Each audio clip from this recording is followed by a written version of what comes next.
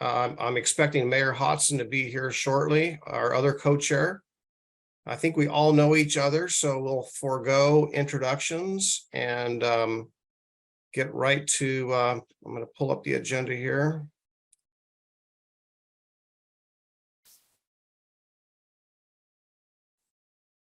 So first order of business, I guess we'll, Pledge of Allegiance. So Trent.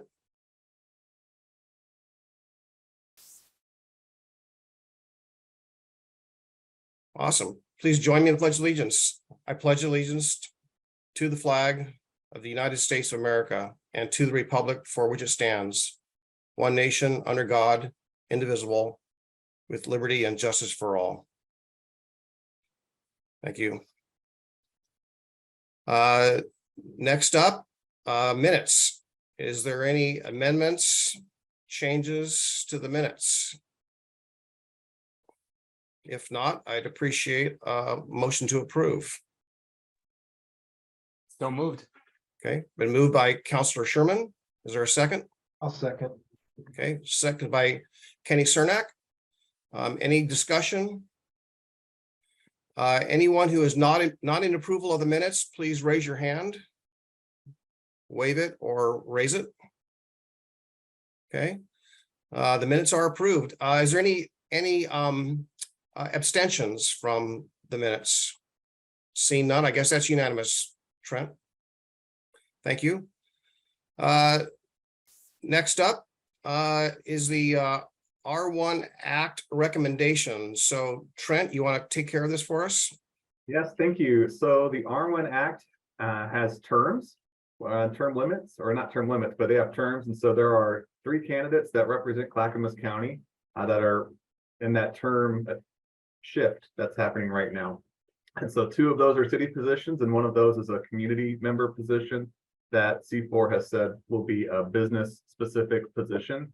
And so for those city focused positions, one is urban, one is rural. And so our urban seat is Councilor Sherman, who, if you recall earlier in the year, he stepped in to fill a vacancy that was created by the election.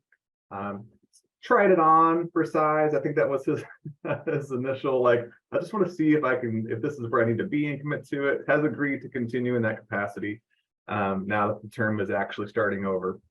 As well as Mayor Hodson, who is not here right now, but has voiced an interest in continuing in that role for the rural communities. And then the business seat is Bill Avison, who we reached out to and has also said he's willing to do it for at least one more term. That's the first time I've heard him start to speak in term, how much more he's willing to go on, but he did say he's willing to do it. So your options today are to, if you can approve this slate, or if this is a group that you would like to adjust or mix up or shake, you can have that conversation. But because these are potential rollover candidates, there doesn't need to be like a formal vetting process in the same way that we would if it was like an actual vacancy, so to speak. So up to you on how you want to move forward on that, but those are your options. Yeah, I think it's fair to say that all 3 attendees, or all 3 potential appointees have had great attendance. So it's not as though there's anyone who has a series of absences. Even though I'm really looking closely at Councilor Sherman, make sure he shows up. I'm joking. In his short stint, but I see Mayor Hodson's joining us. So so you need a motion to approve, or is there any amendments or changes to the slate? Any comments, suggestions? Looking at all of you, now's your opportunity. Okay, if there's a motion to approve the slate, that would be great. I will move to approve the slate. Okay. I'll second. Was there a second? I think that was Sherry seconding. Okay. Councilor Pratt, you had your hand up. I was just going to move that we approve the slate. Okay, great. Any other discussion? Okay, anyone opposed to the slate? Oh, I see Dwight. Oh, no, never mind. Is there anyone opposed to the slate for the motion? Seeing none. Any abstentions? Okay, the slate is approved. Trent. Okay, thank you very much. So these will go forward to the R1 Act. They meet on Monday. I think y'all have that, probably reach out from Chris Ford. I'll let him know tonight that y'all have been approved. Y'all will be, so how it works for the R1 Act, just so you know, is it's a nomination. The R1 Act will approve you on Monday. So you are pushing for these nominations that ultimately they get to have a final approval of. But congratulations and thank you for continuing in that capacity. Okay. Great. Next up on the agenda, looks like we're moving right along, is the RTP comment letter. Trent? Yes, thank you. And I'm bringing over Jamie Lorenzini, who is on our TPAC group, who can help with some of this. So the Regional Transportation Plan has a public review letter or a public review document that's out for everybody right now. And jurisdictions are having the opportunity to weigh in on that. And that includes C4. The RTP has been a discussion and many C4 Metro subcommittee meetings for like over a year. It's almost every month that they've talked about it. And so there's been a lot of input from the C4 group and the Clackamas County communities into what has eventually become this current draft. And at the same time, at the July C4 Metro subcommittee meeting, members felt that there was still more to do with what was already presented and recommended that C4 as a body, as a coordinating committee, weigh into this comment period. And so they provided some direction at that subcommittee meeting. I worked with staff here at the county as well as in the TPAC team, the city TPAC team, to put this draft together on behalf of C4. And if you have a technical question about the RTP or the RTP process, Jamie Lorenzini, who is your city TPAC member, can speak to that. And if you have questions about the letter, I am here to help you edit it or approve it today. Okay. Any comments, Jamie? No, Trent did an excellent job drafting the letter. And it very well reflects the feedback that emerged from your last C4 Metro subcommittee, placing emphasis on the role of pricing policies, electric vehicle transportation infrastructure, and having sustainable revenue for transportation projects. Okay, great. I'd just like to mention that Mayor Buck is on JPAC along with myself representing the county. He's representing the cities. We have Councilor Sherman. Well, raise your hand if you're on MPAC. So Councilor Sherman, okay, and then Sherry, okay. And also Mayor Buck. You have two seats, Mayor Buck. You have MPAC and JPAC. Okay, great. So all of those members have had this on the agenda for those particular committees for quite a while now. I will just give my observation and just share with you a brief summary of my comments I made a couple months ago at the JPAC meeting, in which the RTP was, well, I guess blessed. It was partially presented. It wasn't complete, but the remaining pieces were came out a matter of weeks later. My comments were that the RTP process is a combination of our transportation system plans.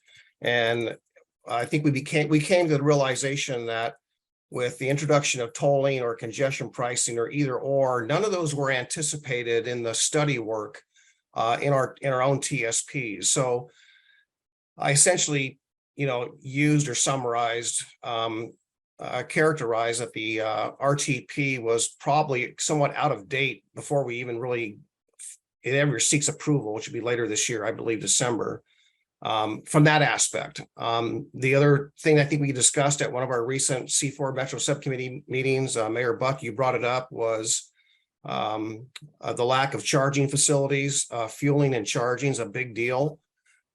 Fueling, I think, is in the references either whether it's propane or CNG or hydrogen or whatnot, that we need to get ready for these technologies. But we are woefully, as a region, underserved when it comes to electric vehicles on a based on the number of electric vehicles in the state. I think we're 44th in the country.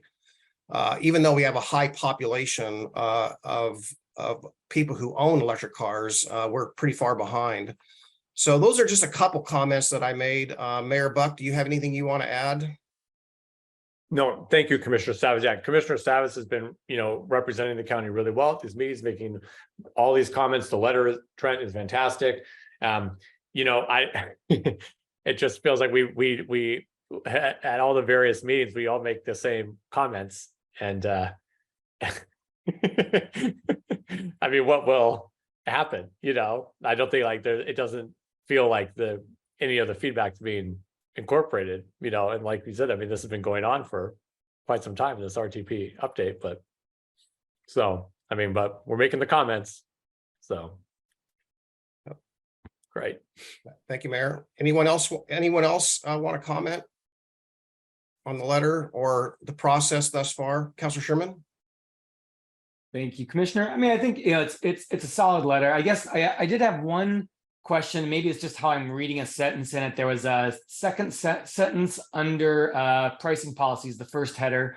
Second sentence starts out, local TSPs have not had the time, data, or resources to integrate the solutions that will be needed to the impacts of tolling. Is there a word that's missing in there, or to address the impacts of tolling, or it just felt a little clunky to me, so I'm not sure. Yep, right there. Yep, good catch. I just didn't know if there was something a little additional that needed to be said there. Yeah, whether it's study or address. Yep. Okay, there you go. And overall, though, I mean, I like the structure of all this. I was trying to think of the heading for this section is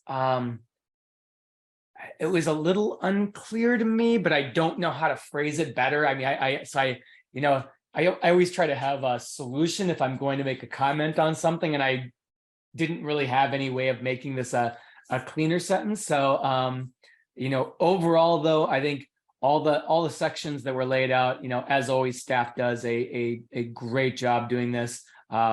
Certainly supportive of the three major headings. Obviously, for Happy Valley electric vehicle, charging stations would be great. We've got 2 in the city serving over 25,000 people, not 2 arrays of them, 2 specific plugins. Otherwise, I thought everything looked great. Thank you. Okay, Mayor Buck. Sorry, I forgot to add one more thing. Thanks, Commissioner. Do we want to, I know that when we had, I think it's reflected fine here, but when we were talking about our local TSPs and tolling mitigation, our staff, as I understand it, went through our TSPs to identify existing projects in the TSPs that could be would be helpful if they were funded, that would help mitigate the tolling. So I think some of the projects do exist, but it is true, I'm sure, as local jurisdictions go through the process of updating their TSPs, additional projects may come to light that weren't there before. But I do think a lot of the projects are on local. Well, just speaking for our jurisdiction, we have the projects are there; they're just not, funded. But the other thing isn't. Has there been an adjustment, or were we going to comment on the 205 expansion project now that that's been changed? Isn't that still in the TSP though? The third lane that ODOT's canceled? It's still in the RTP. Is that correct, Jamie? Yeah, it's in the RTP. Of consequence? Is it? I think you're right to be concerned about it. It's still in there now, but without funding, right? And so it's not going to be funded by a certain time. I think it's at risk of being pulled out of the RTP, and we've heard ODOT say that. And so TBD, I guess, on how you want to approach that. Maybe Jamie, I would love your input on this, and maybe we could bring another Jamie as well. But if they are going to indefinitely suspend the project, that probably means they won't fund it. And if there's not funding, it can be in the RTP, or maybe that's the step. But Jamie, help me out, please. Transparently, I have feelings about this. I am concerned about leaving it in the constraint list just because I don't know how inclusion in the constraint list will affect modeling for other projects. So Jamie Stasny is much smarter than me about this side of things, I believe, and could speak more to that. That being said, I think there's merit to keeping it in the RTP somewhere, recognizing that at some point this is still a priority and it needs to happen because there's a bottleneck. Okay. March? Yeah, just a quickie, jumping back to the change in the wording. I think you want to take out the word "the" before the word "address." Picky stuff. Okay. So, good point, good catch, thank you. Mhm. I will tell you that I would be inclined to think that a number of us, at least if on the county commission side or the county side, would like to see, and I think it's a smart, I think it's a smart to keep it in the RTP, but to keep it on the financially constrained. I mean, that puts it at the highest category for a priority. Is that right, Jamie or Jamie? Including it in the constrained list qualifies it for federal funding. So there is a benefit there. The strategic drawback in my mind is that I don't know how it could affect modeling. If other projects that do modeling would assume that a third lane will be there when it is not, in fact, there. So that might be more of a Karen question. Yeah, I guess it's not that in a way that dissimilar to the absence of TSPs that recognize either the congestion pricing that's in the RTP and the tolling that's in the RTP. And yet we don't have any analysis or traffic studies that evaluate the impacts for a lot of the I-5 and 205 north of the county, or north of the 205 section that's being considered now. But there's been a significant change that Mayor Buck kind of addressed there, and that is the fact that they have pulled back on doing the lane. So therefore, now it requires probably a reevaluation of that analysis. And we're suspecting that the impacts to Oregon City and Westland will probably be more severe than they would be otherwise. So we got serious concerns about that. So I don't know how we address that. And is this the place to address it? Knowing that really, I know that we all probably received an email from ODOT early last week stating that they're gonna do a updated evaluation that's gonna factor the lanes not being built, but I don't know if that is the final decision to be made either at the end of the year or the next year or two. So comments, Jamie or Jamie?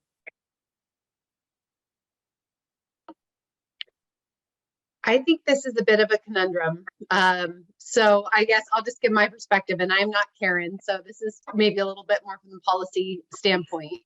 To Jamie's comment earlier, if the 205 third lane or phase 2 project is removed from the constrained list, it is not eligible to receive federal funding, which could be problematic if in some way we were able to obtain federal funding to build the project. If it is included in the constrained list, it will be assumed that it is going to be built, and the modeling, as Jamie inferred, will also be done, assuming that we have a third lane. That includes modeling potentially for projects like the RMPP, right, where they're looking at pricing everything. Then they're assuming that we have a third lane there that we know isn't going to be funded probably within that window, or potentially not. So it's a little bit of a conundrum, because I think from a political standpoint and from standpoint, we want to see it become eligible, but we want to make sure that any modeling that is happening is accurate, right, and isn't assuming that we have that additional capacity. There is a couple levels to the constrained list, and that is one question I would pose to the other Jamie, is would it make sense maybe to push it to the further out years on the constrained list so that it is still there? Do you think there could be benefit for that? Or the other idea would be potentially having a comment in here that it is important that that project remain prioritized, because I think what's going to happen from ODOT perspective is they'll propose to pull it out of the RTP so that it does not remain on the version that comes in front of you in November.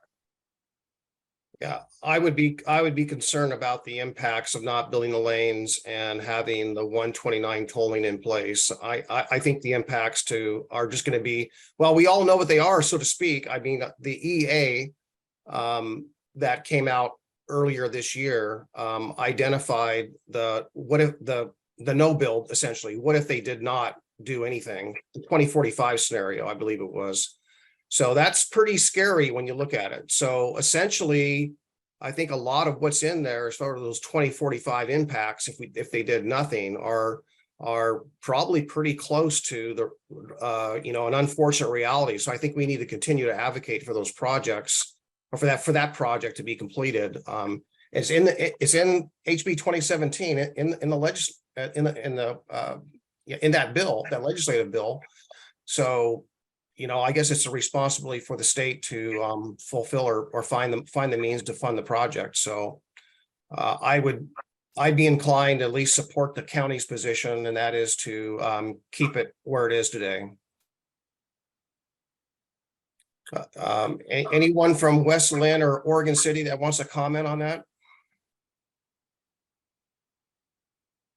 I think that what's been presented already is a good summation. Thank you. Okay.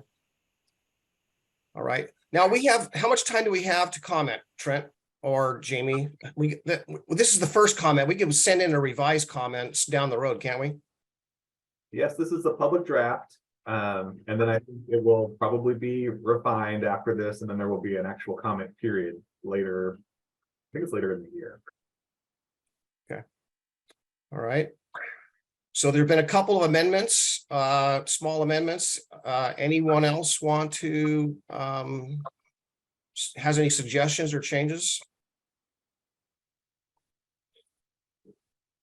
If not, we can approve the letter. There's someone who wants to make the motion. So moved. Moved by Mayor Hodson, seconded by Councilor Sherman. Great. Any other comments? See none. Is anyone in opposition to sending the letter? Seeing none, are there any abstentions to sending the letter? Looks like the letter, therefore, is approved unanimously. Thank you. Thank you. And we'll get that out the door with those changes really quick. So that will be on, your comment will be included in that public draft. Thank you, Jamie Lorenzini, for coming in and helping with the TPAC perspective. Really good.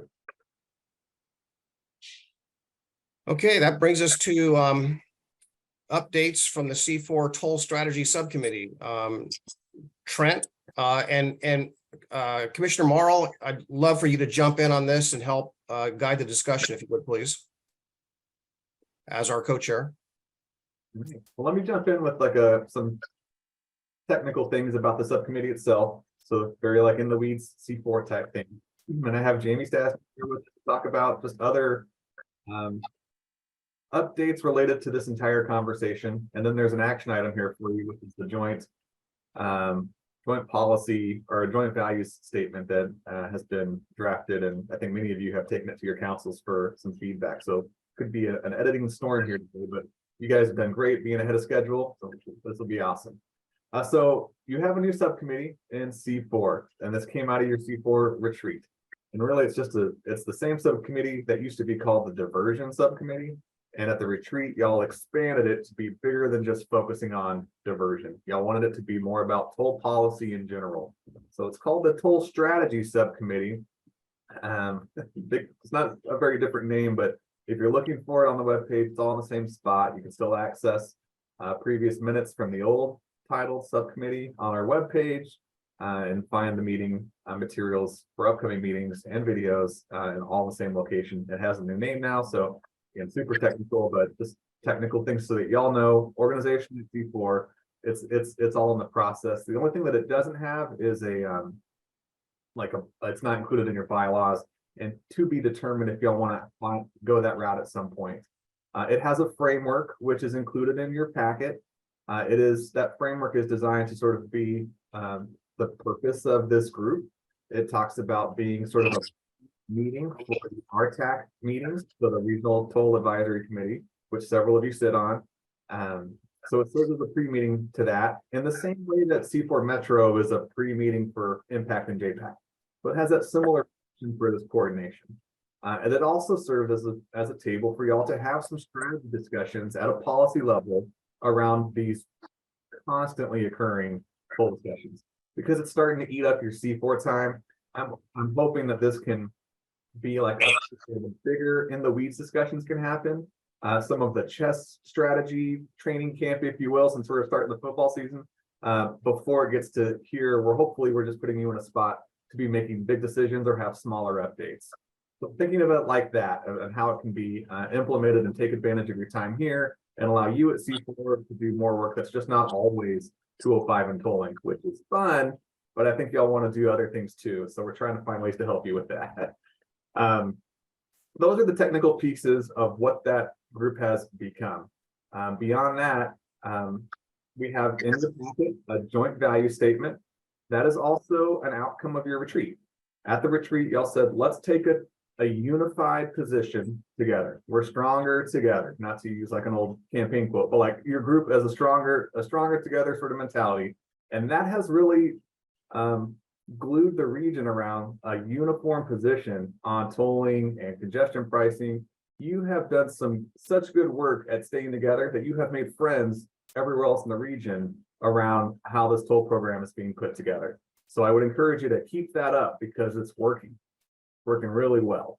And Jamie's going to attest to that when she starts talking about some of the things that are going on right now, because you're about to be tested on how well that's working with this Nexus project list that she's going to be talking to you about. And that's important because that's going to be probably, the subject of your September C4 meeting. And so even though we have this little subcommittee to take work off your plate, tolling has found a way to come back to your plate. And the Jeff Goldblum, life finds a way, so does tolling into your C4 meetings. I went there, Jurassic Park forever. So this joint tolling policy document, let's get to it after Jamie gives you the update, because I think that's critical information before you get there. Jamie, go ahead and take the lead on that. Thanks so much, Trent. Good evening, everyone. Nice to see you again. This is a messy update. I'm just going to be really real with you guys. If we were sitting in the room together, there's no easy way to explain this chaos that's going on right now. So I'm just going to tell you what's been happening, give you an update, and I'm happy to answer questions when we get through this. Commissioner Savas has been along for this ride. We've been talking on a very regular basis about the evolution of the conversation. So I'm going to go back a little ways to RTAC. As Trent was saying, many of you are aware of the RTAC conversation that's been going on. Commissioner Savas has been participating in that, as well as Mayor Bialystowski from West Lynn and Mayor Bubnik from Tualatin. There was plans to have a meeting this month. That meeting was canceled the Thursday before, quite unexpectedly. At that meeting, there was plans to have a conversation about the definition of what a Nexus project is and the criteria for evaluating Nexus projects. There was, I would say, a bit of an uproar from both staff and electeds because what is a Nexus project? Why are we going through this process? Where are you trying to take us, ODOT? Kind of generally the questions, right, were coming up. A lot of those questions were posed, and I think that was probably a big part of why that meeting was canceled. ODOT decided to pivot and work with staff. Their plan is to work with staff to develop a Nexus projects list to bring back to the RTAC group in September. That meeting is scheduled for September 18th. But again, what is a Nexus project? And why are we having this conversation? What are you going to use the information for? ODOT's plan is to gather a list of what they're calling Nexus projects. Nexus projects are projects that could help with the impacts from tolling or pricing, both for RMPP, so all of I-5, all of 205, and the I-205 toll project.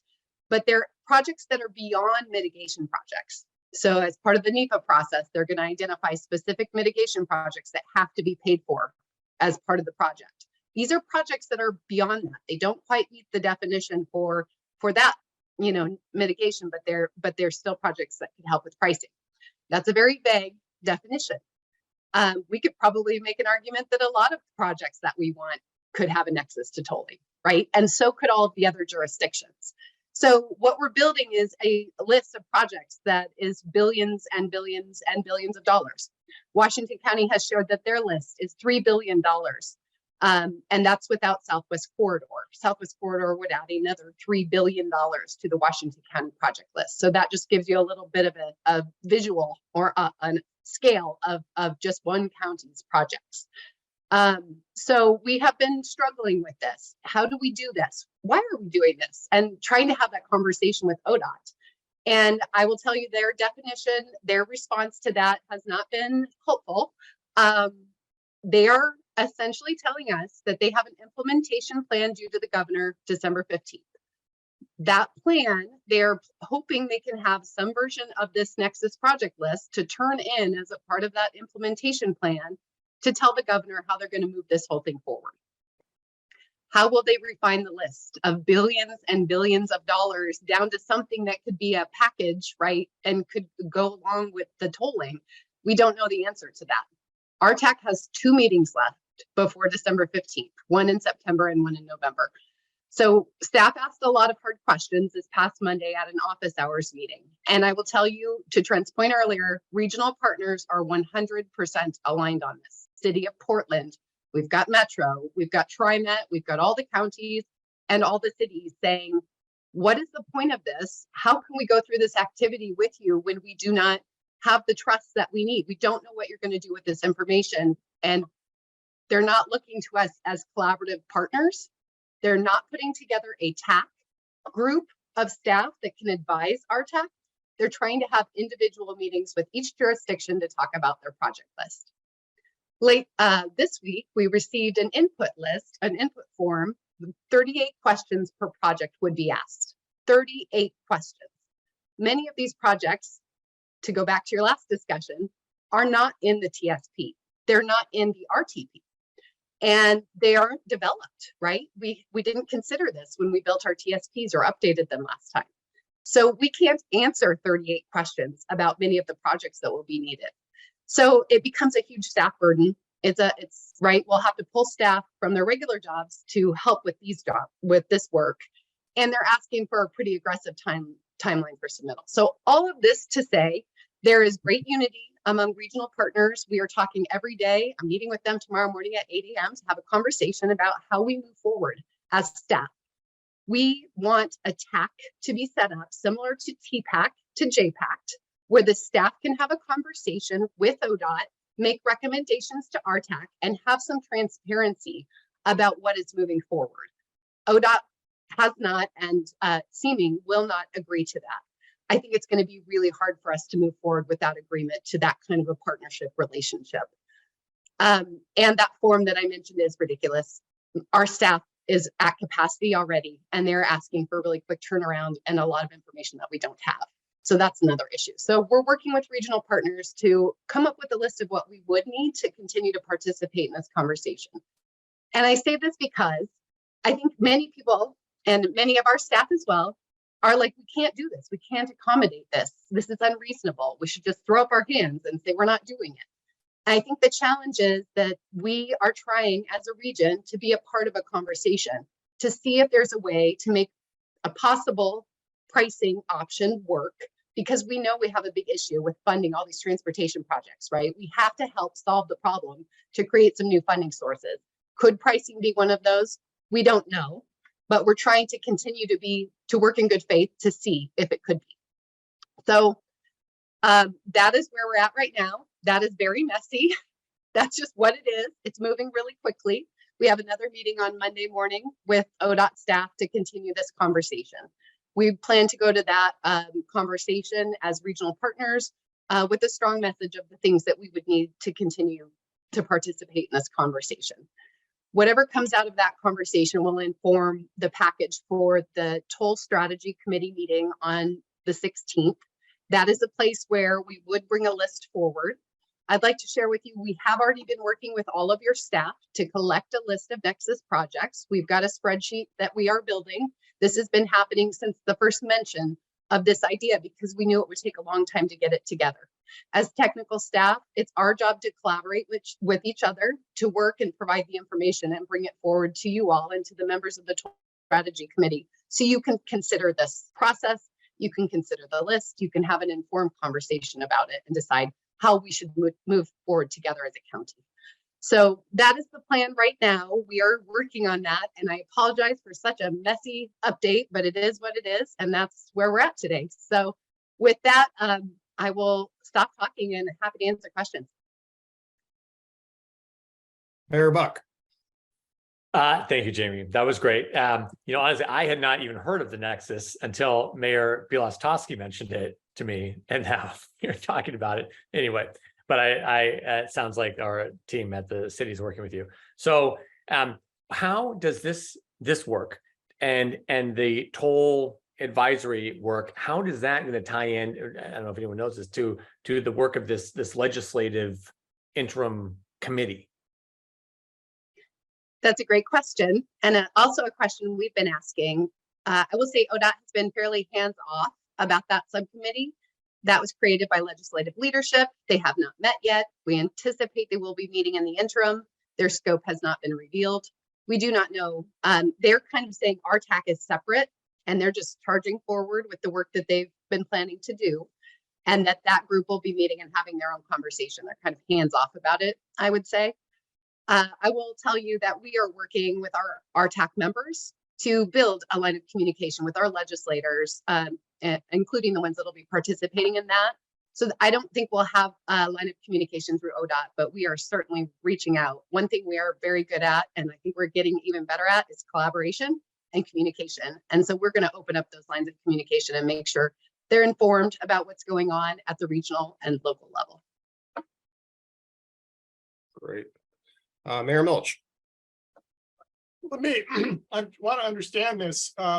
These Nexus projects, are these the kinds of things when at the retreat we were talking about, are the attempts from ODOT to kind of pull us apart by dangling something in front of us that looks appealing?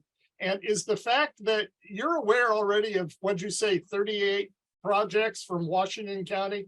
Are they playing along prior to the other counties getting involved in this, or are we all going along with it at this point? And how does this fit with our strategy of not being singled out and pulled apart away from our unified force? Great question, Mayor Milch. I think that gets at something that keeps coming up. ODOT is framing this as though it is a technical exercise. But we had a conversation on Monday with them and their staff to the fact that this is actually a political exercise. And to get at your question, I think there's always been a curiosity from ODOT of what do people want? What do jurisdictions want? What would it take project-wise to satisfy different jurisdictions so that they would move into more of a supportive role for congestion pricing or the RMPP? So I do think there is an element of that here, just to be real. I think it is somewhat transactional. I think they're trying to understand, what it would take for each jurisdiction. So yes, I do think there is an element of that, which is why we are on high alert when they say they want to have individual meetings and they are unwilling to form a TAC of staff to have a transparent and open conversation and a collaborative approach to developing this process and this list. So all jurisdictions from the regional partners are on high alert. We are all collaborating. We are all concerned about what has been proposed and the direction that they continue to move us together. So no, Washington County hasn't been out front with this. In fact, they had a work session with their commission last week. I think actually it might have been the week before, and had a great conversation. I will tell you, the commissioners there had a lot of questions and they felt very overwhelmed by all of this information and the chaotic nature in which this program and this whole conversation, is elevating to. It just feels so confusing and complicated. And they commented on that during their work session. It is worth a watch if anyone has some free time and likes to wonk out on things like that. It was a good conversation to hear. And I after I listened to it, I thought, we're not alone. different jurisdictions are now really paying a lot more attention because the RMPP is ramping up and it will affect them more. So no, I don't think Washington County or any other jurisdiction is out ahead of this. City of Portland, others, we are all talking daily and all share the same concerns and remain united about, needing questions answered, needing some commitments from them to be able to continue to move in this direction. Great. Counselor Pratt. Hi, Jamie. Oh, first of all, I have to give you a gold star for pronouncing Mayor Bubenek's name correctly. Anyway, I'm just wondering, obviously ODOT's once again not being transparent or answering questions, and the concerns you have, with the staff time, with like in our case, we're just starting to redo a transportation plan we worked on 12 years ago, so it's very outdated. And what power is there any pushback that we can as a group or anybody can do to is I guess, is this mandated, and is there anything we can do to say, hey, we're not going to play if you don't play nice? Yes, great question, Councilor Pratt. I think it's it's hard. I think to where Trent started us out here, we need to stick together. We need to stick together with our regional partners. I think if Clackamas County came, we're not doing it, that's not going to bode well for us. We need to be collaborating with our partners. We are very aligned with them. We need to continue to work with them. No, this is not mandated. This is a plan that ODOT came up with on the fly and is continuing to march us down. I do think there's some space for pushback. I think it would be a really strong message if any of you are talking with Director Strickler or Brendan Finn to say, we need a transparent, collaborative staff group that makes recommendations to RTAC. I think that would give us the transparency and accountability for ODOT that is needed right now. So if you have conversations with them, I support you in supporting your staff and asking for that. The other thing that we want to ask for is, let us submit, if we are going to do this, let us submit projects in a spreadsheet. That spreadsheet would contain projects from Clackamas County and all of our cities, each on a tab. We would be willing to answer maybe 5 or 6 questions about each project. They should just be the highest level questions, right? What is the critical information you need right now? Not 38 questions for each one. That we have to input into a form. I don't even know how we could accomplish that. So that's the other big thing, is the process is really, really staff heavy right now, and staff is limited. Many people are on vacation. So some people I work with on a regular basis don't even know this is going on. We hear about something on a Thursday at 4:30. There's a meeting at 8 a.m. on Monday. And if you don't tell them you have a problem with it, then you're probably just okay with it. So that kind of stuff is going on. And I think that's the really difficult stuff to deal with. So if you are having conversation with leadership at ODOT, I think asking for some of those things would be absolutely reasonable, and we would love your support. Thank you. Thanks. Commissioner West. Jamie, first, thank you so much for your hard work on this, and kind of walking us through the weeds a little bit that you have to live in daily, which I would lose my mind. So thank you so much for what you are doing. Trent, you also, thank you. A couple things come to mind as we talk about these people coming, different counties and jurisdictions coming up with these long, expensive transportation lists to that would have to be potentially mitigated to deal with this tolling debacle. Do they look at all these potential lists the same? Because if I remember right, Washington County just had 217 completely redone a bunch, and they didn't have to toll their freeway. And they have a lot more resources. Some of these counties have way more resources than Clackamas County has had for transportation and funding sources. So I'm wondering if they are really going to look at these, is there where they look at the need specifically to an area that is the most impacted, because right now it's on the backs of Clackamas County. And so is that being considered right now? Probably Rep. McLean is not being friendly in the legislature because her county is not being impacted the same way as Clackamas County. And so that's my first question, to see if there's any dynamics with that, because we're talking about these big transportation lists now being developed. And then previously, I know that we as a board have been asking for specific data, but they've just been giving us kind of basic narratives. And are any movement on getting that specific data that we've been asking for months that kind of helps us understand better about the finances and what's going on here? Great questions, and thank you for your gratitude, Commissioner West. We have been working really hard. It's exhausting, but I appreciate that. And we have a big team, and we are working with all of your teams too. So I want to give them praise, because we are all exhausted after almost 3 years of this work. So I just want to give them some props as well.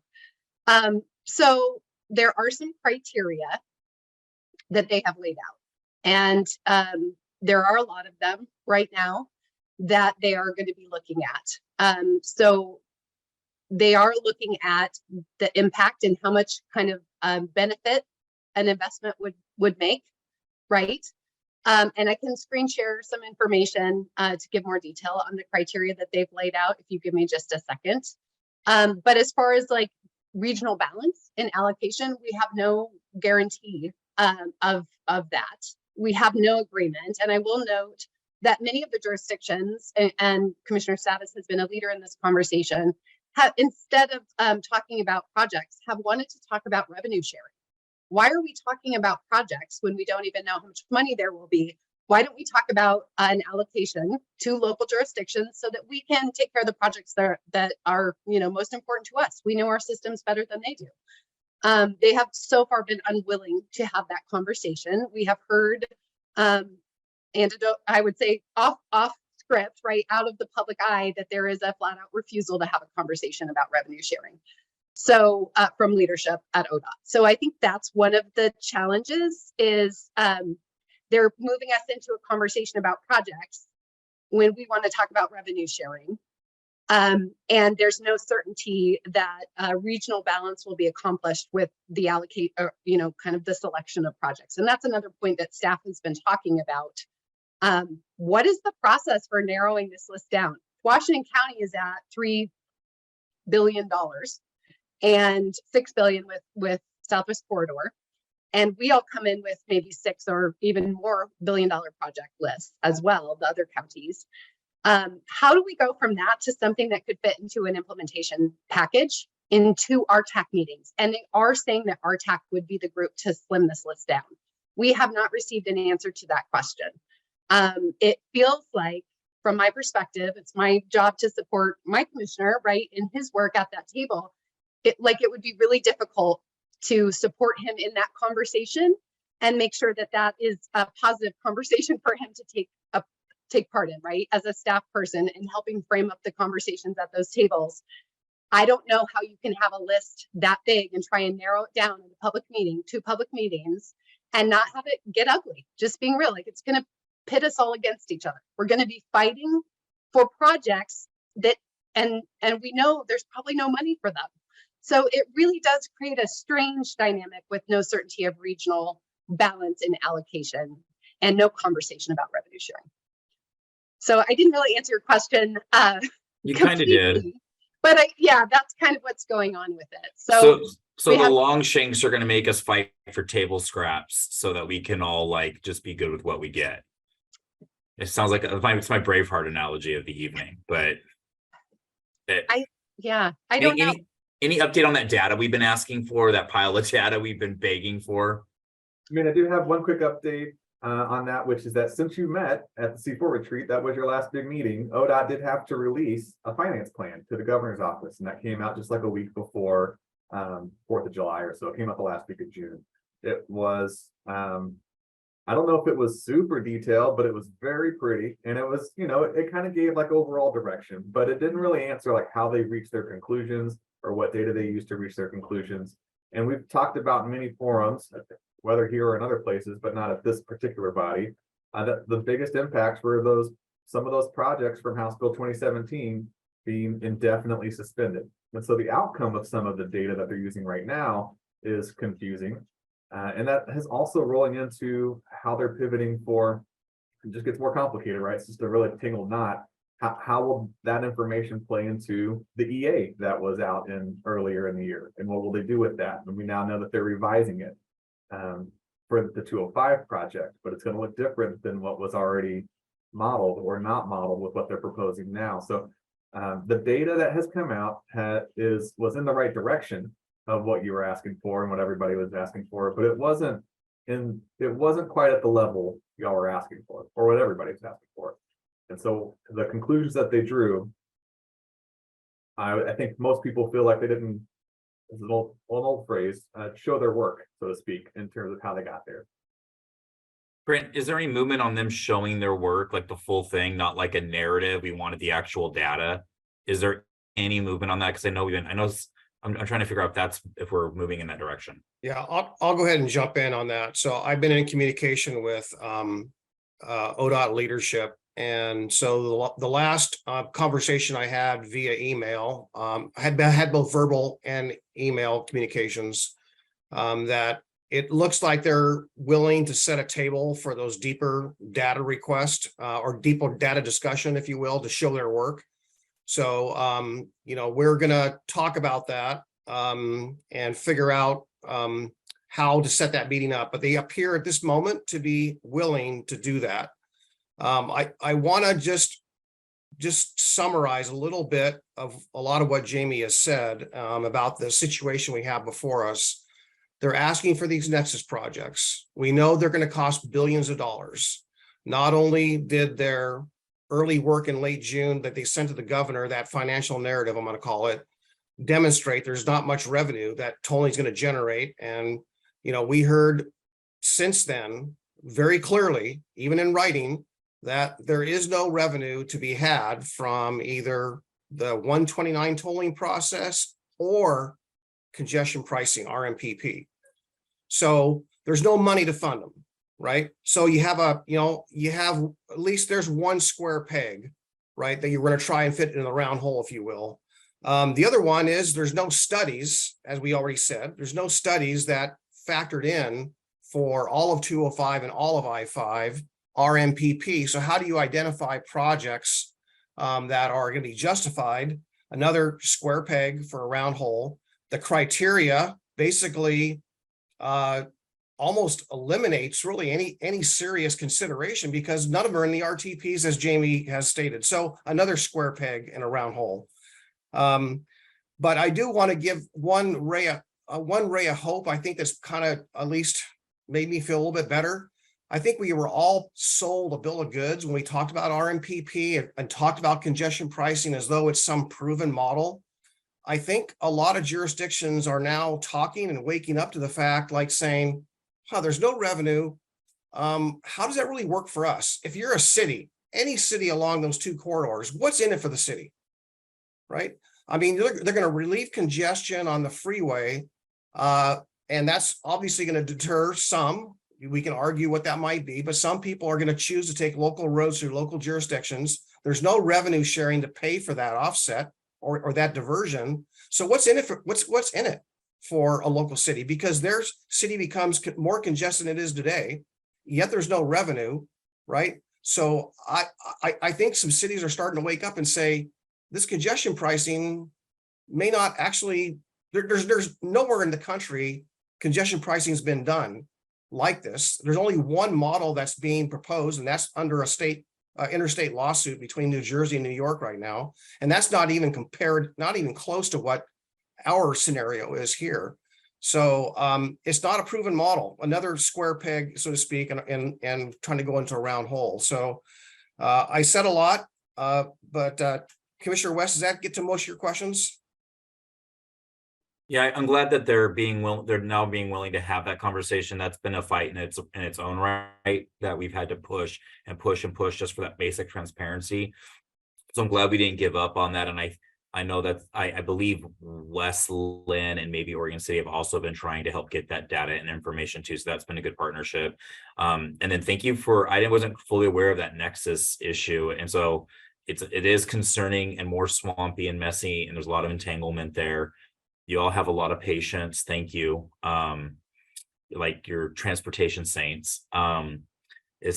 just listening to this is like, making my blood boil, but I really appreciate that. And so, yeah, thanks for explaining that. I feel a little bit more confident in your answers. Thank you. Great. Mayor Buck, you're next. Okay, these are great comments. I really think that we've got to drive this conversation on. I mean, there has to be some mechanism for revenue sharing for certain, but we've got to drive the conversation on the source of the revenue. And if ODOT is not pivoting off of this tolling and they're going forward as if, everything that's transpired over this last year is just some kind of distraction, I mean, that is, a problem. So I think we've got to be in the driver's seat in that conversation. And as we're going and going this Nexus thing, I mean, is just, for so many reasons, absolutely preposterous. Of course, they're going to have to give, to put forth this list of projects with no engagement. And we have leaders here around this table who have never even heard of the Nexus thing. And of course, the funds are going to be coming into for these projects to be done. They're going to be led by our teams. I mean, the whole thing is nuts. I just wonder, do we need to be is it the OTC? We need to be saying what is going on here, and to have a plan with no timeline, with no understanding of how is this information being used. I mean, it is so absurd that the whole thing needs to be challenged. I think what we should be doing is challenging what on earth is taking place here and starting to drive the conversation about how ODOT, under the guidance of the OTC, is going to work with the legislature and in this interim, because they've gotten this clear direction from our state leadership that this way they were going is not working. So how do we get them? It doesn't seem like that was enough to get them to pivot off. It just kind of derailed them a little bit, but now they're trying to get the train back on the tracks. So I'm just kind of curious, how do you all feel about taking that kind of a posture? Well, Mayor, I for one have shared similar concerns. I'm thinking that with legislative days around the corner, if this subcommittee, if the Joint Transportation Subcommittee that the governor had alluded to takes form, and there is that local involvement that we advocated for, that might be one venue. Mayor Bubinik has also, been in contact with a couple of our local state legislators and trying to set a table or a discussion with us. I'm realizing, frankly, that we all know, I'll digress. We all know that as decision makers, we make decisions based on information. If we have good information, we're going to make good decisions. If we have incomplete information, maybe we're not going to make such good decisions. I think that a lot of people kind of assumed that congestion pricing was this great concept idea. I think they probably assumed that we all of us had our plans, and we're all working together closely, and we understood what was happening. And I think as people are starting to see behind the curtain that there's not much there. And Mayor, you use the word absurd. I'm using the word illogical. I even use the word there's no common sense. It's almost nonsense to some of this structure that's taking place here. I think there's an opportunity for us around the corner here to maybe, whether it's the mayors or whether it's the elected officials, to whether it's going to Salem when they're back in session, or it's reaching out to our state legislators now to expose this. But I think we need to have a little bit more ground truthing and figure out if ODOT can maybe be more cooperative and be more transparent. But as you recall at our retreat, I kind of mentioned we need to have a 3-month strategy. We need to have a 6-month strategy. I anticipated we might be here in some form or fashion. And so I think we need to fold that into that discussion about what's our strategy going forward, if that helps, Mayor. Yes, thank you. I know others, their hands up. I do wonder where is the OTC in all of this? The legislature, unfortunately, right now, they're all on vacation, so now they're just coming back. And it might be definitely, for sure, we should do all those things you mentioned, but where is the OTC in all of this? Are they aware of this? Are they? I go back to the information that's given. I don't know if they're completely aware of all the information, just like our state legislators. What are they basing information on? If they're hearing wonderful things. They're probably going to make decisions based on all that stuff. If they're not hearing from us about the realities, and you know, the square pegs trying to be fit in the round hole, if you will, all those idiosyncrasies that don't intersect or mesh. I think they need to hear from us. I've talked to two of them, and I'm trying to reach out to the third one. Essentially all of them, but I think they need to realize that there's some problems, that there's some unanswered questions here. And I sense that there's a real interest in getting to the bottom of the two I talked to. So I'm gonna switch to Commissioner Morrow. Thank you, Commissioner Savas, and thank you to Jamie and Trent for the summation of that you guys have just given. I hope that it's clear to everyone here tonight why we have shifted the C4 subcommittee to calling it a strategy committee, because that's really what this upcoming 6-month to 1-year term is going to look like. It's going to be strategic for all of us. And so one thing and I'm going to try and be cogent, because there are a lot of things flying around my mind right now. First of all, Jamie, could you please give an update, because I've heard many different things about this, on what the NEPA/EA process looks like moving forward with the new plan to put the gantry on the bridge rather than their original schematics?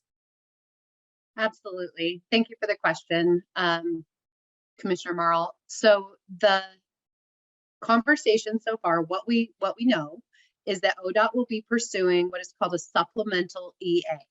And I did have a conversation with some folks over at FHWA to understand that better, because it just from the name, it sounds like they're going to be supplementing something that's already done, right? Or that's already finalized. But the truth is, a supplemental is the highest bar for changing something, because it requires another public comment process. And supplemental doesn't mean that they're building on something that's already accepted. What it means is that they will be supplementing the analysis. They're changing the scope, in this case, shrinking it to just look at tolling the Abernathy Bridge. And they will be supplementing the analysis that they have done to update the EA. That is all we know right now. We do not have further detail. One other confirmation that I did have during that conversation is that analysis will not be looking at the RMPP. So it will still not, at least as of today, they will not be looking at the cumulative impacts from having the RMPP and the 205 toll together. They're just looking at the toll and the impacts that will have on the Abernathy Bridge piece alone. So just a little nugget there that I think is problematic from my perspective. Did I answer your question? Yes, thank you. And for the question that was posed earlier about the bridge, and I think I'll keep it pretty simple, that the placement of the gantry on the bridge is worse. This is the worst possible outcome we could have asked for in terms of diversion. And so when we were told that this reset pause period, where they're going to re-engage with local communities is going to be occurring, when we heard from an apologetic Mr. Finn at our retreat, that has not materialized yet. This is worse than what it was before, because the diversion is going to be, this encourages it the best that they can possibly do it. So that's my comment on that matter. For those of you who are confused by this issue of the Nexus projects, you should see what it was like before. The way they originally presented this to our TAC members was even more convoluted, and the way that they're addressing it now is a huge upgrade. It's definitely not the way we would like it to be done, but it was a lot worse beforehand. And so there are a lot of things going around in my mind right now. Let it sink in that we are being asked, and yes, we were being asked to be bought off, as was talked about at our C4 retreat, with projects that we cannot look at the data of, because our TSPs are not created with this tolling project in mind. We're being asked to supply these projects to them so that hopefully they can give a little pat on the head and check off the box that we can be satiated with these little projects that should have been completed years and years and years ago. And so that is why this joint values document is so important for our communities. I know that it's played a great role in shaping the Board of County Commissioners on how they approach this topic. And it's high time that we as county jurisdictions have this as a guiding document as well. Trent and his team did a very good job at drafting this, and we made even more changes at our C4 toll strategy, our first C4 toll strategy subcommittee in its new form, and added even more. Every word is very deliberate. We don't just want communication, we want transparent communication. We don't want to keep asking or we don't want to keep going through public records requests to get the information that we need in order to make decisions and advocate for our communities. So I strongly support this. This is going to help us with the ways that we interact with ODOT. It's going to help us with the ways we interact with each other as jurisdictions, and it's going to help us with the ways that we interact with our constituents when they ask why we would even bother engaging with ODOT at all. So I'll just leave it at that. Thank you. Thank you, Commissioner. Mayor Hodson. Good evening, Jamie, Trent. I will keep up the train of accolades and thank yous for the work that you've been doing on all of this. I mean, really, both your staffs. This is amazing. I apologize for my tardiness this evening, but Paul, you're doing a great job hosting this evening. So way to go. Paul, who does ODOT get its direction from? You know, I think that's the $64,000 question I've been asking for a long time, right? Okay, then wait, no, you've answered it. Thank you. OTC gets their direction from who? When you ask them, I think I've heard two things. I've heard the OTC members, past, present, say, we get our direction from the state legislature, right? I've also heard them say, we get our direction from the governor, or we work at the pleasure of the governor. So I've heard those two things. They get their information, I think, primarily from ODOT. Okay, so if that's the case, my two questions are then, one, where's the Clackamas County contingency of representatives and senators on this with us and helping to carry some of this water? So that's my first question. And my second question is, with this new Nexus stuff, project list, and the amount of money that they are throwing or that's being built up with all of these projects, what do we have a definitive idea of what the end game result is for this Nexus piece? Or do we have any kind of a hypothesis of what that end game goal might be? So those are my two questions. Yeah, I'm going to take the latter one first. So Mayor, what I heard from Director Strickler was that the Nexus, the last I heard from Director Strickler on this was the Nexus projects were a means to develop a project list for the 2025 transportation package.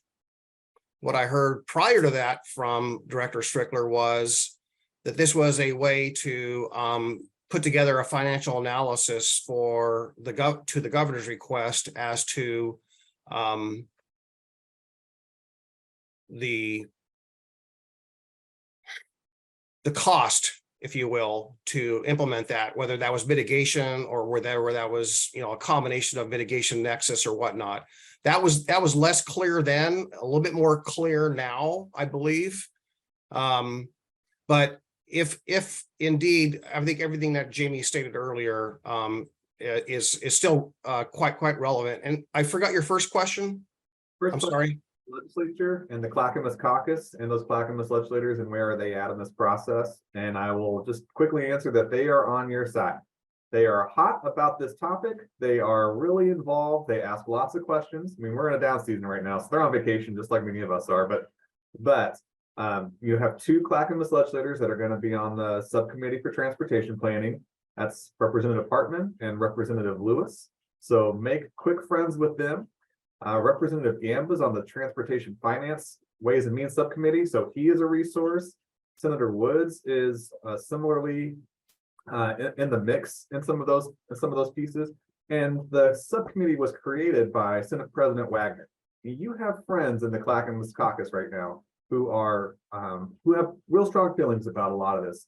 Senator Meek is probably one of the ones most passionate about this topic and has been very vocal at the legislative table for some of these pieces. And I mean, he has asked really strong, direct questions and at the legislative tables when ODOT has been there talking about tolling, representing and defending the communities of Clackamas County. So like the caucus's #1 priority has been I-205, getting the third lane built, moving that project forward, and challenging the assumptions that ODOT has put forward through this process. They are quite an advocate, and some of Representative Hartman came to the retreat to learn more about what was going on there.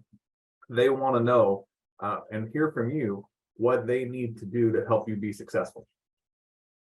Yeah, thank you, Trent, for that. And Mayor Buck, while I have this opportunity, I love for perhaps yourself or both of us to have a chat with Senator Wagner, because he's on this subcommittee as well. I think he would be very important. He's one other Clackamas County representative, but obviously Senate President, he holds a strong position. So I think that gets to the mayor's questions. Now, next up is Mayor Fitzgerald, and then we're going to get back to the value statement document that's all before you. Thank you.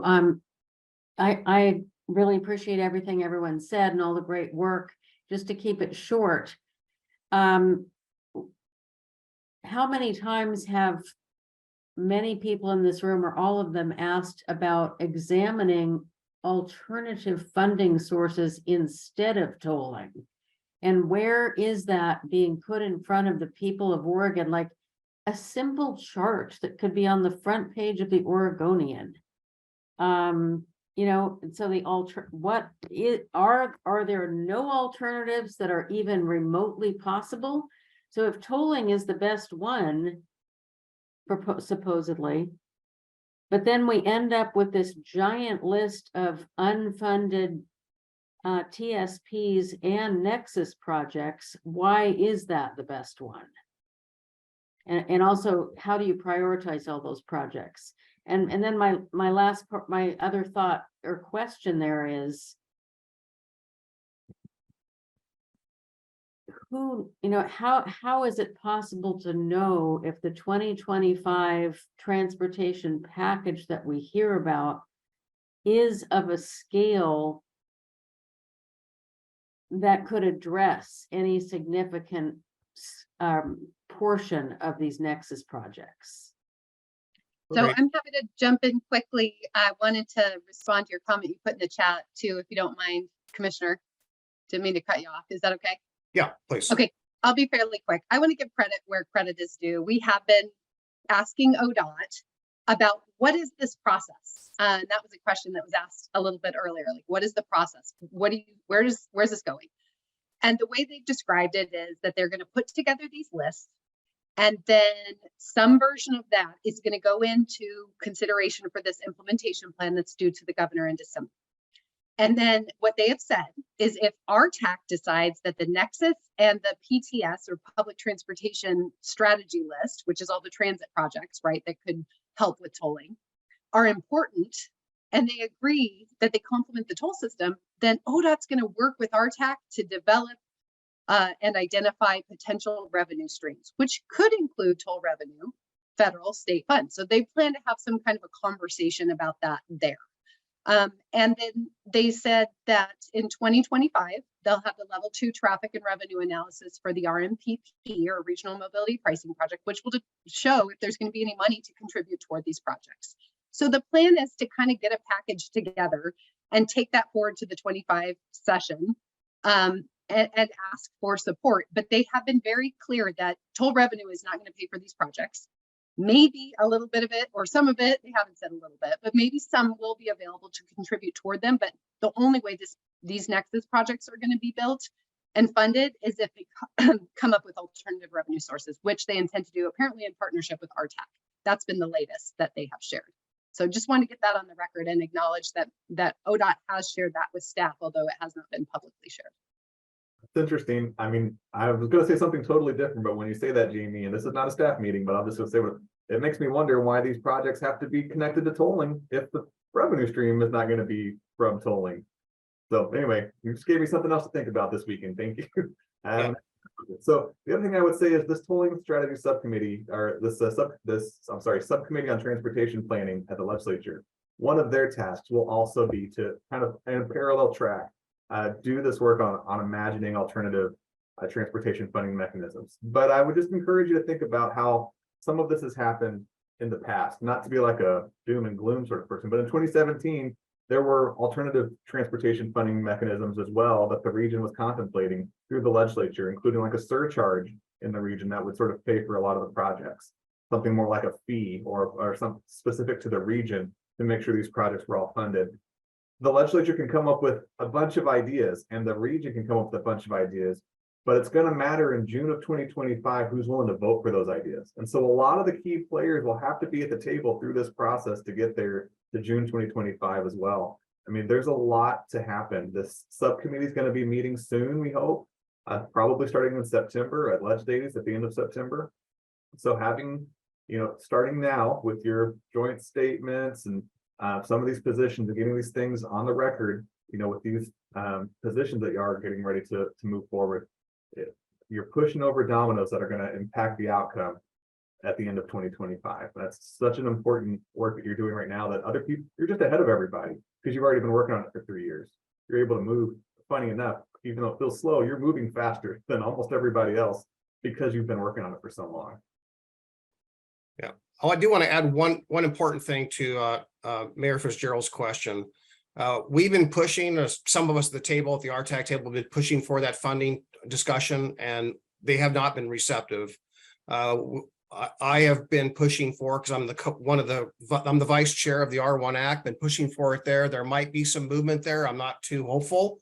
But the good news is, and I'd be remiss if I didn't say this, the good news is to hear that several months ago, I put forth a proposal at the Association of Oregon Counties to get a conversation on transportation funding statewide, and to include the League of Oregon Cities in that conversation. That our first organizational meeting is Monday. So it was accepted, and LOC is going to participate in that. So I think they're going to open it up to the membership of both AOC and LOC. I'm sure you have a transportation committee in LOC. So I think we need to have that greater discussion about what are all the alternatives for funding, whether it's alternative for the metro region or it's statewide, because this tolling issue, as Director Strickler said several times in public, tolling's coming the entire state. So it should be a state discussion. I see. I just wanted to recognize, I appreciate you have been talking about these alternative funding sources. And so I guess you're answering that with all of that. What I was really trying to get at is, when are we hearing back about that? So what you're saying is you're trying to get a larger discussion to get that engagement. Yeah, I guess we're going to form our own table, if you will. It'll be a joint city-county table. And we're going to have those discussions, and we're going to ask the state to participate in some form. So we'll find out. I'll have more information after our organizational meeting on Monday. Thank you. You bet. Councilor Lewis, you're last on our list. Sure, I'll try and be really quick. First, I think it's absolutely the right discussion to have around increased funding, not just transitioning funding as gas tax fails, and the opportunity to really raise local need. It's not as simple as just 50, 30, 20. We have to be looking at a future in which we know more about the source of the revenue, the funds, the payer, and we should actually get what we deserve. I would posit in the urban area, locals probably don't deserve half. Locals probably deserve 60%. The 50, 30, 20 works pretty elegantly statewide, but in an urbanized area, our local streets carry a whole lot more than they do other places. So I'd be ready to just advocate for, let's be really specific about local need and sticking up for local need. The other thing is, it's hard to have this conversation while seeing the EA revision go out for a possible future without the third lane all the way through on 205. And I just think we have to be hair on fire that by putting that down on paper, it makes it like a real threat in a way that I don't think we've responded to. And I needed to say it out loud that I think we need to just speak with one voice and resist the temptation to go down that street and just say, no, we need the third lane. That's how we got into this conversation. We're still walking down this path with you. We may be difficult customers, but I'm gonna be hair on fire, blow stuff up if we don't get our third lane. Thank you, Counselor. I appreciate that. And one small little detail, just so that when Trent mentioned one of our state legislators, Lewis, that's Rick Lewis from South Clackamas County. It's not Christine Lewis, and I think some people may have mixed that name up, but I think most of you are aware of that. But I just want to just let you know that Rick Lewis, or Representative Rick Lewis, has been a strong advocate for Clackamas County. So I'm hopeful. Also, I'm not related to him, to be very clear. I have cousins all over the state. He's not one of them. Yeah, point taken. Thank you, Counselor. Folks, we have that value statement. Is there any other suggestions, comments? Trent, I'm going to turn this back over to you. Thank you very much. And the draft that you saw, we reached out when we sent that out. We asked you also to take it to your councils or commissions to see if you could get other feedback. And so the draft that you saw is not necessarily the draft where it lives today. Made a couple of adjustments because there's been a little bit of feedback to improve it. I think these improvements are helpful. So I'm going to show you what's come in and explain them first, because I haven't incorporated everything word for word. Because there's been plenty, and there's been some design around how some of this was formed. So I'll explain some of it, but ultimately the language will be up to you. So I want to be very clear about that. Y'all make the decisions. Okie doke. So I'll just say the two big pieces of feedback were from one city. There was a desire to make this bigger than just about tolling, and to make it a little bit more about alternative revenue, programs or sources in addition to tolling. So that was one. It wasn't like a hill to die on, but it was a way that they thought would improve the language. Staff have talked about that feedback, and we've made some adjustments to make that alternative funding strategy a little bit stronger. But I think the intent here, and you saw it tonight, tolling is complicated enough and specific enough on its own. That adding more things has the potential to water down the message around where everybody is on the topic of tolling. So it's our recommendation to add language about emphasizing the need to explore alternative funding, but to keep this document pretty focused on tolling or congestion pricing. So one of those additions is right here. It's in this paragraph. It says, as ODOT continues to advance tolling and explore other strategies, funding strategies. That's one addition here. And remember too, that it's also one of the bullets down here to explore alternative funding mechanisms beyond pricing to adjust transportation funding needs. So that was one way that we just expanded the emphasis on that topic while keeping it tolling specific. The other feedback that we got was to level up and get specific with transit. And that's great. And certainly in Clackamas County, there are some strong needs around transit. There's a huge gap that we were trying to fill on transit, especially along the 205 corridor, where we see so much congestion. There was already some transit embedded in here. Provide consideration for local trips with few or no alternatives. That's maybe you could say transit as well, but also right above it, where it talks about all the modes, multi-mode, mode shifts, and transit programs. But we also up here added, this work to ensure that the transportation system works for Oregonians. These three organizations, the OTC, the legislature, should direct ODOT to advance adequate public transit infrastructure within proposed toll corridor.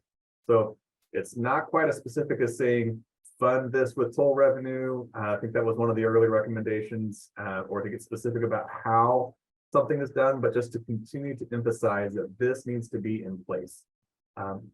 Again, I tried to make edits that, number one, keep it to one page, which is an arbitrary rule that I have on stuff like this, but keep your message tight is really what I'm trying to get to. and stick to like the values element more than the prescription of each of these little pieces. That's where those are some of the updates. There was also some folks who were just nervous about it being like too pro tolling. And so remember at the bottom of this document, it said, these values are not an endorsement or proposal to implement tolling or congestion pricing. It used to be down here at the bottom. I moved it up here higher to the top of this little area, just so that it's pretty clear before you even dive in. It's not the last thing that somebody reads, or if somebody doesn't finish the document, they think, oh, here's a pro tolling document from Clackamas County. It says it up here at the top or close to the top. So those are some of the changes that have that we've been made. And also for your consideration, it's a lot, is whether or not you want this to be a Clackamas communities specific document, or if you want to make it open enough that anybody who is feeling the same way about this with you could sign on. So if you wanted to make this less Clackamas specific, we could potentially change this title to just say joint values on regional congestion pricing and proposed toll projects within the Portland metro region. And that removes the Clackamas, and that would potentially invite anyone like Metro or Washington County or Marion County to sign on if they would like to. And then I sort of I pulled the name Clackamas out of this first paragraph too, if you want to go that route. So those are the changes that have kind of come in for discussion purposes. I can leave this up while we have the conversation, but if you have patience with us, it's harder to see people raise their hands. So let's just take it bit by bit. So is anyone have any heartburn with the changes, the red line changes? Let's start there. I don't see any hands. Trent, do you see any hands? See no hands. Okay. So I'll assume that I'll assume they're okay. So the other question I heard in there perhaps is, whether or not we want to, I'm gonna phrase it a little bit differently. Whether it comes from us as C4, or whether it comes not from C4, but from a greater group with C4 signing on, or individually jurisdictions signing on. Well, that's one thing that's very clear from the toll strategy subcommittee is the decision there was not that this would not be a C4 document, just that the coordinating committee would approve the language, and whatever the final language is, jurisdictions could send their logos and add on to it. So recognize that in the region and in the state, a letter or a statement or values with a bunch of logos on it will have longer lasting power than just something from C4. Bless your heart, I love C4, I like working with you all, but that's going to have a different punch power than if it's just a C4 statement. Does that make sense? Yeah, so C4 would essentially have our logo on it. Yeah, you could, and then so could Clackamas County, and so could Oregon City. And so could the Business Alliance if they want. And so we can, but as a coordinating committee, you are coordinating to say, like, this is where we're at as communities on this. And we would invite jurisdictions to consider adding their logo to that. Yeah, at the very minimum, if we put our logo on it, I feel better. I'm just making my own comment here. And that's because regionally, a lot of the jurisdictions look to the coordinating committees for their opinion or position on issue. So without that, without our logo on it, I'd have a little bit of heartburn. So folks, thoughts? Councilor Sherman. Thank you, Commissioner. I mean, unless somebody can convince me different, I don't see any downside to incorporating that greater array of logos. I think that I didn't read anything in the language that would be specific to Clackamas County that couldn't easily apply to the other counties.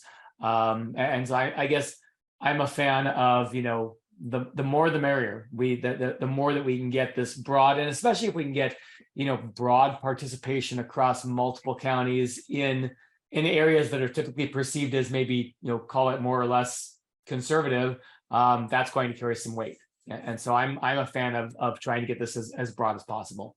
Thank you. Great. Councilor Pratt. I was going to say the same thing. We started this conversation earlier talking about trying to get everybody as a cohesive group to say we all have the same concerns, and want you to play nice, I guess. So I don't see the harm in opening up to whoever wants to sign on and having a little more power to our statements. Okay, thank you. Mayor Hodson. Yeah, I think I go with Counselor Sherman as well. I mean, the more the merrier on that, and get worded in a way that we can get a larger contingency to sign on to this values piece as well. I think now, since we are starting to see more and more cities and counties kind of waking up to what's occurring and how that's occurring, I think we could be hitting some critical mass here with what's been going on and with what other counties and cities are seeing and potentially having to deal with. Okay. Great.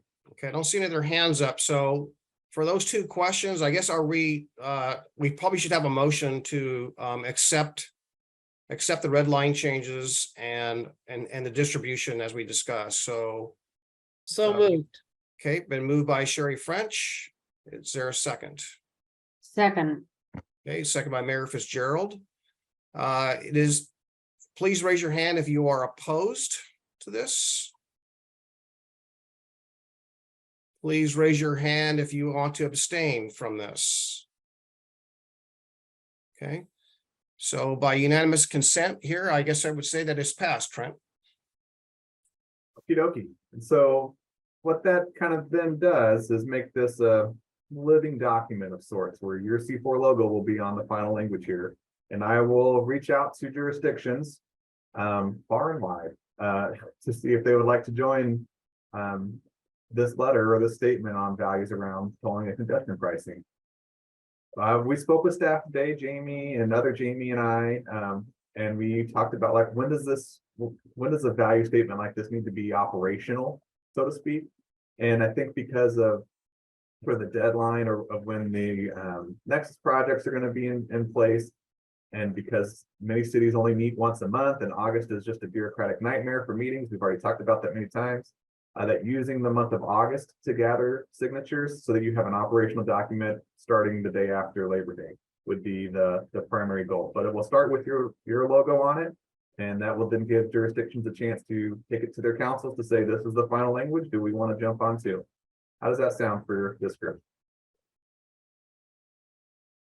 I'll start moving that snowball on Monday, and I'll push it downhill and see how many we can get.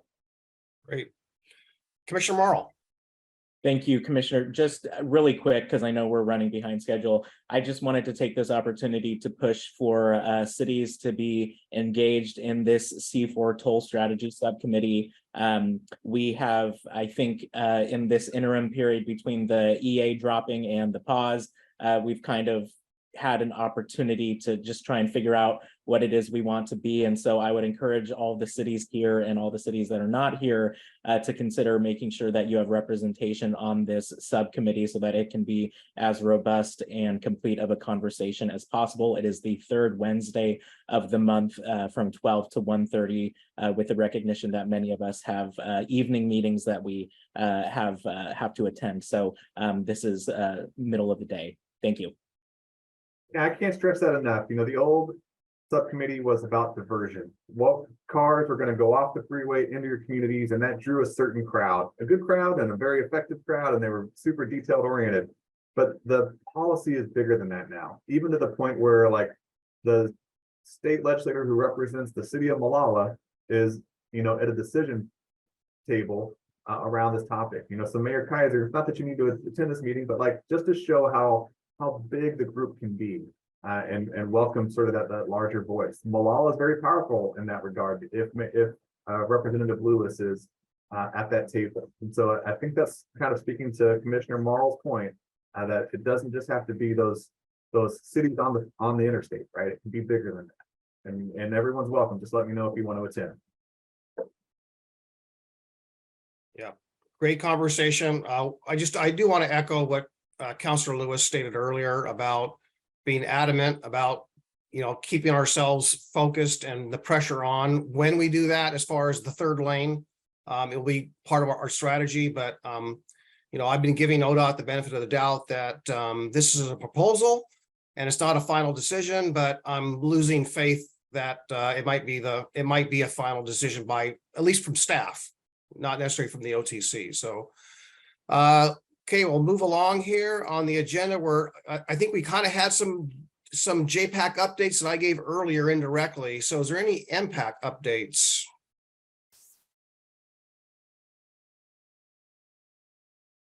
Okay, seeing none. Is there any other business? Yes, we skipped one of our topics. That's how busy you are tonight, which was recapping the C4 retreat and sort of planning ahead for the next little bit of time. Please turn your attention to page 12 of your packet. I'll just pull it up for us on the screen here. It is this button and that button. In your C4 packet, first of all, it was just good to see everybody in human form at the retreat. That was 2 months ago. I really want to say thank you for coming. I know that was like 3 months of stress that we would do all this work and no one would show up because who knew if everyone here was human because we're always on the Zoom call. But I think it was such a big deal for this committee to have done it. It had been 4 years since the last retreat and almost 3 years since y'all had met in person. And I think y'all did a lot of work and a lot of good work. And even just what you approved with that values document is one of the primary outcomes from that. So the other outcome that has historically happened at the retreat is moving priorities for this group forward. Some of them don't have to be I-205. I know that might be a surprise, but you can talk about other things here at C4. And some of the priorities that came out of the retreat are listed here on this page 12 that are in addition to I-205, there are topics on housing, topics on transit, the Strategic Investment Fund, which I don't know if y'all remember that, but y'all have $1 million in the VRF that y'all have made some decisions on in the past, and an update on that could be super helpful. Y'all wanted to explore impacts on CFAC, the Climate Friendly and Equitable Communities Act, and then there's also some upcoming things that will just happen by process through C4. And so I wanted to make sure that y'all had a chance to sort of validate, if you weren't at the retreat perhaps, validate that this is your priority list or not, or it's lacking, or it can be whittled down more, pick one or several, and make this sort of your priority list for the next 12 months. That doesn't just help me, that helps your executive committee make decisions on how to bring the right information to you at the right time, because they look to you as a group and you appoint them to set your agenda here at C4. So, and they take that pretty seriously. They want to know that they are putting stuff on this agenda that you want to talk about. Sometimes tolling does that for us, or other topics do that for us, like the RTP. But when those opportunities do come to have some self-determination, this priorities list comes into play to build your agenda. Mayor Buck. Thanks, Commissioner. Is there, I don't know if there'd be a chance for us to talk about, and I don't know a lot about this program, but I've been pestering Vahid about funding for local food pantries. Anyway, he sent me information about this, additional revenue that was collected part of the SHS measure, and that it sounds like they presented to the commission about a plan to work with the local jurisdictions on this. Is that an opportunity for us to engage on that topic? Well, let's make sure I'm understanding what you're talking about, and I can of course check in with Vahid. But are you talking about having a conversation at C4 about funding in addition to supportive housing services that C4 might advance? It's there. Okay, yeah. Maybe Councilor Lewis better knows. It's this additional unanticipated revenues, and it sounds like they were looking for ways to. They had presented a plan to partner with local jurisdictions on finding ways to spend the money. Basically, spend the money. But I hadn't heard anything about how that program is going to work, and I thought it could be a good C4. Yeah, Mayor, I don't think we had that specific question come up. I don't see a reason why it could not. So I would certainly, we could explore that one question. We do have revenue, a lot more revenue. And since our retreat, we learned that, when that final math came in, that there was more than we thought even back at the retreat. So the monies are there, and we are definitely looking and exploring ways to, get the maximum benefit out of that. So I could pose that and either get back to you or everyone. Trent could possibly do that via email, at least answer that question if you could to everyone. Okay. Okay, can I just one other, I'm so sorry, I see Mayor. Sure. I think a lot of us were invited to this recovery summit, which is great, sounds great. I'm curious, I just was looking for a little clarity on are we talking about, it seems to be tied into housing, or is this like some recovery are we talking about recovery for Oregonians? Some who are housed, some are obviously, recovery impacts all stratas of society, or is this like some conversation about addiction in the context of folks? Yeah, as I understand, I haven't seen all of the inputs from my colleagues as to, the ideas or what we want to see out of that, the outcomes, the desired outcomes and questions. But I anticipate it to be focused on how do we get people to recover from whatever substance abuse or mental health challenges people have. What is the best way to approach it? And I think basically the goal is, or the audience or the constituency is the homeless population. So how do we help them? What are the best techniques, the proven techniques that will help us? I think that is a very broad summary, I think, but I have not seen the final list of the questions and how they're going to be prioritized. And what that focus will be. But I do know that there is strong support with my colleagues for recovery centers. How that works is important, and we're listening to our staff. Our staff are giving us a lot of great advice through all of this.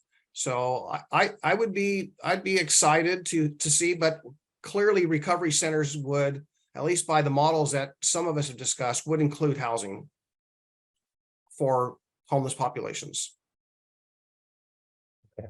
I just want to make sure, I guess I'm just that I get concerned about a narrative that makes it seem like somehow addiction is, unique to folks that are living on the streets, or that there's this big correlation, because it impacts, again, people of all income stratas and backgrounds, races, everything, right?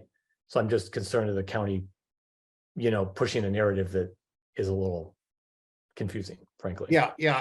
I think it is going to be somewhat focused in a certain part of the population that are homeless. Clearly, there are people that are economically displaced, and that's it, right?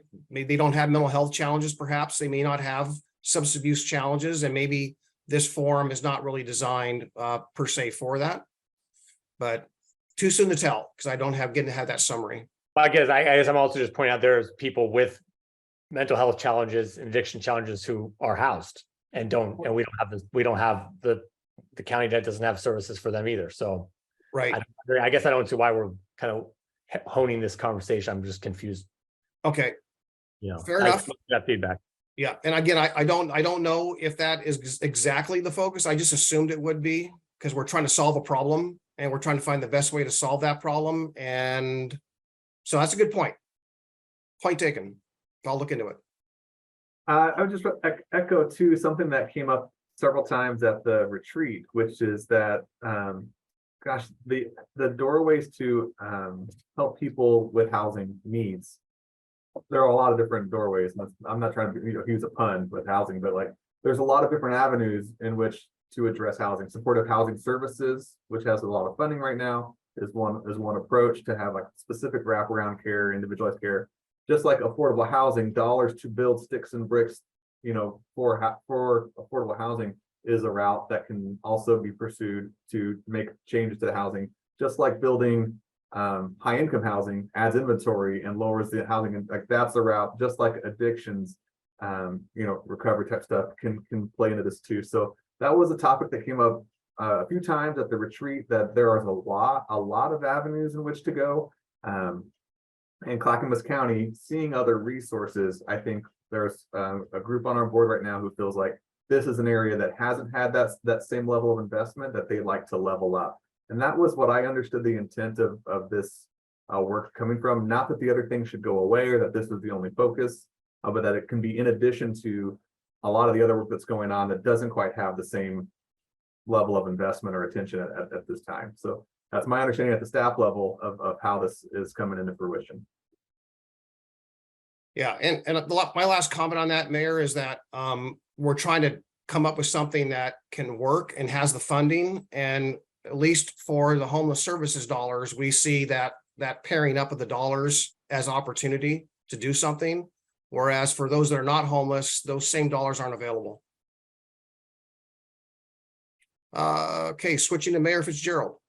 Thank you. I appreciate that conversation, and I think I'd like to tag on to Mayor Buck's original comment, which I don't know much about. It's something about the idea, as I understood it, was food bank funding from the supportive housing services funding. So, you know, and last time I heard, there was an additional $40 million a year in Clackamas County coming from the taxpayers in our cities for supporting houses services. Now it's even more. So if we talk about addiction treatment and building housing, which takes a huge amount of time and money, and everybody's, you know, a lot of us are working on it, but we're not going to, like the one we're building in Wilsonville, we're not even ready to break ground for a long time. So along with that, are we doing, what can we do, what more can we do easily and quickly to prevent more people from losing their housing in all of our cities and all of the unincorporated urban and rural areas of Clackamas County? So there's that tremendous amount of money, and we know people who are having, you know, trouble paying their rent and utilities and so forth.